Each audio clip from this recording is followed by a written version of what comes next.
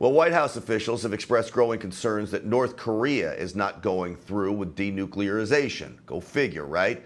They had previously agreed to do this. North Korea has. Now it looks like they're backtracking on that. Last month, satellite images appeared to show certain areas of their nuclear site shut down, but as it's been pointed out, those areas are very easy to rebuild. White House National Security Advisor John Bolton said on Tuesday that because of North Korea's lack of speed on denuclearization, the United States will not be easing sanctions against the country like originally planned until North Korea can provide substantial proof that they have complied with the agreement. All of this plays together with terrorism. North Korea wants to wage terror on the world when they talk about threatening the rest of the world with nuclear weapons. Now we see in New Mexico, a terror training camp has been uncovered, 11 children rescued by a Muslim extremist, say the FBI, that was training these children to do what? Go into a school and shoot those schools up coming this fall. This training camp, as we said, was in New Mexico on United States soil. I want to talk about that and, of course, what's going on with North Korea with retired Lieutenant General Jerry Boykin. General, it's great to see you again. Good to be with you. General, before we get to North Korea, this training camp in New Mexico, where this Muslim extremist was training kids to shoot up a school, it's on U.S. soil, sir. Yeah, that's right. And look, this should be no surprise. Anybody that has paid any attention at all will realize that there are camps similar to that all over the country. In fact, I think one of the news networks over a decade ago did a special on the Jamaat al-Fukra camps. There are 35 of them, or there were at that time. There may be more now. In fact, I live about 18 miles from one of them. Jamaat al-Fukra has set up these camps where the imams rule, where they essentially practice Sharia right here in America, and where even a census taker can't get into the compound unless the imam allows him to. The one up in New York, which was emphasized in this in the broadcast special, you can hear explosions, you can hear firearms training, and you can even find online videos of the terror training that's going on there. And one of the things that's most disturbing is it shows women practicing to cut throats. So I don't know if this was part of the Jamaat al-Fukra network. That hasn't been determined yet. But I would tell you that this should be no surprise because we've had these kinds of camps for a long time in America. You know, General, we always talk about these terrorists would like nothing more than to get to U.S. soil when they're training overseas. The bottom line is many of them are already here.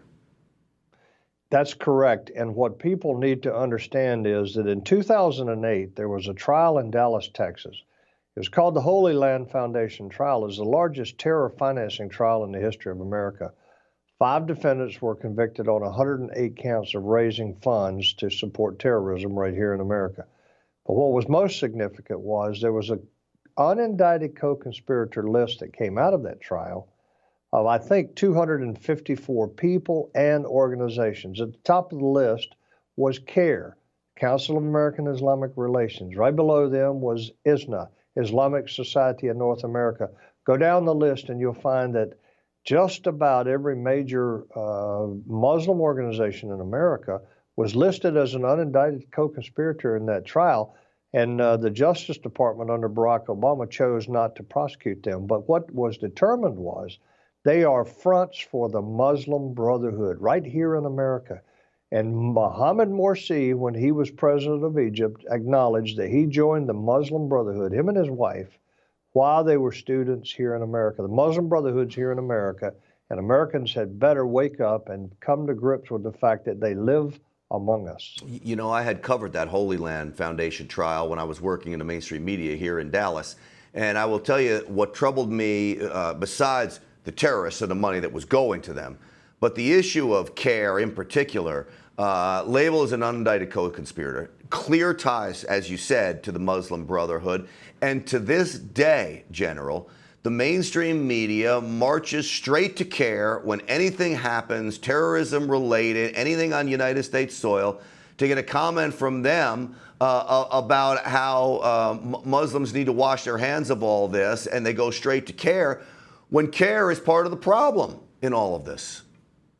That's exactly right. I mean, it really is the fox watching the hen house. Look, I'm labeled by the Southern Poverty Law Center as a hate monger because I have given factual information to the public about who the Muslim Brotherhood is, the fact that they're operating here, who their front groups are.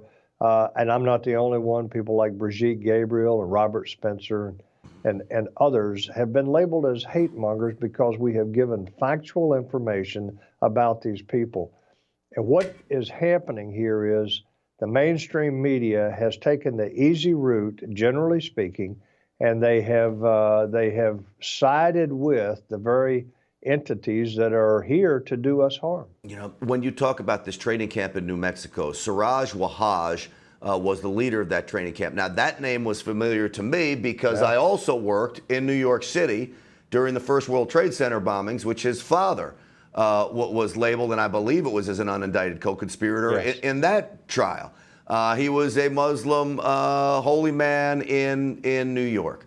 So Siraj Wahaj is running this camp out here, another familiar name, a name that should have been on the radar list, and I believe was, because I think, if I have it right, the FBI was watching this camp, and ultimately outrage within the communities forced the FBI to go in and shut this thing down.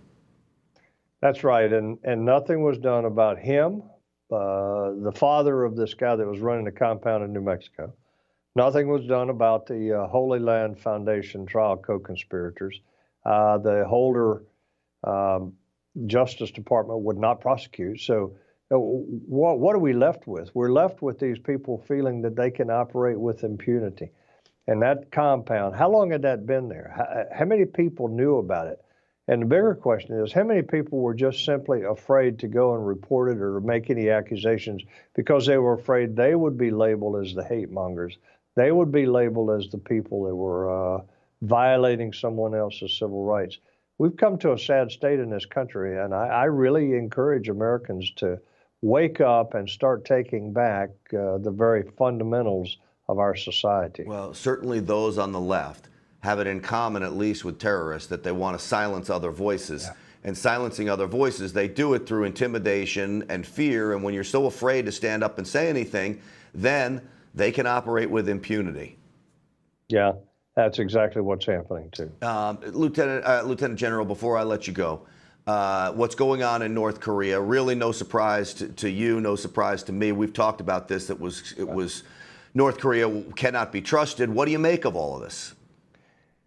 I think the first mistake was, and God bless him, Donald Trump is Donald Trump, and he has really done a great job as a president. But when he finished the summit there in Singapore, and he came back and made the announcement that North Korea was no longer a nuclear threat, he raised expectations to a very unrealistic level. We know that this is the way the North Korea, Kim, as well as his father and grandfather, have acted in the past. I don't think that we should look at this as being the end of the negotiations. In fact, take a look at where we were last year this time, and look at how the left was saying we're going to war, millions of people are going to die, Trump's going to get us all killed. And now look at where we are. There's been no test of either a warhead or a missile. And we have 3 prisoners back. We have 55 remains back. And we're talking about actually coming to a peace agreement from the Korean War. So things are far better, but this is an iterative process, and it's going to take more time. And I think that Kim is playing a dangerous game here, and I think that he's risking being slammed with the most severe sanctions that we've probably ever placed on any country. And that's the next step for the Trump administration. But I think the president is holding the line. He's given nothing. He's given up nothing.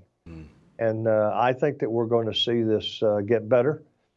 But I think that it may take the next round of sanctions to get there. Yeah, I think you're right. And when you think about where we were, they were launching missiles over Japan at this time last year, right. And we have not seen that. General, always great to see you. Thank you for your insight, and we'll get you on again soon, I hope.